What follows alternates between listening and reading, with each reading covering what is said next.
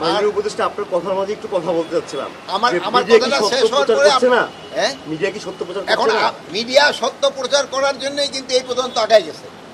আমি সবসময় বলি আপনারা সত্য প্রচার করাই, কিন্তু আমাদের বাইরের মিডিয়াগুলি আছে, যে বিদেশি মিডিয়াগুলি কিন্তু তাদের কোন কিন্তু আস্তে আস্তে ডাউন হয়ে যাচ্ছে। তারা কিন্তু এখন আর আগের মতো সরব হইতে পারে না, যেহেতু আপনারা সত্য ঘটনা প্রচার করেন জন্য।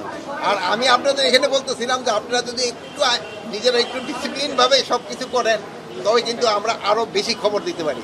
যেমন আমি আপনারা আজকে চাচ্ছিলাম যে আপনারা আমার সাথে অল্প কজন, যেহেতু ভিতরে এত লোক নেই তো ঢুকে যাবে না, আপনারা আসেন, পরে আপনারা আবার আরেকজনকে দিয়ে দিয়েন। এইটার জন্য আপনাদের আমি একটু অনুরোধ করছি।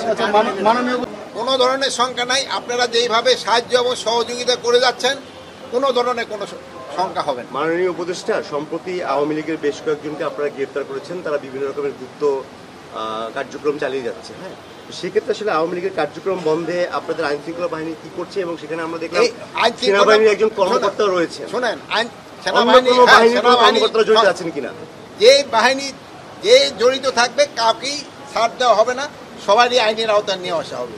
আর যেহেতু আপনারা বললেন যে তাদের কার্যক্রম নিষিদ্ধ করা হয়েছে, এবং তারাও যদি কোনো রকমের অপকর্ম করতে চায়, কোনো রকমের ছাড় পাবে না। তাদের পরিকল্পনা কি ছিল? তাদের যে একটা মিটিং করলো বা ট্রেনিং বা পরিকল্পনা কি ছিল, এটা তো ইনভেস্টিগেশনের পরে যেন জানা যাবে। আপনারা দিয়ে দেন, আপনারা নিজেরা ডিসিশন নিতে পারলেন না।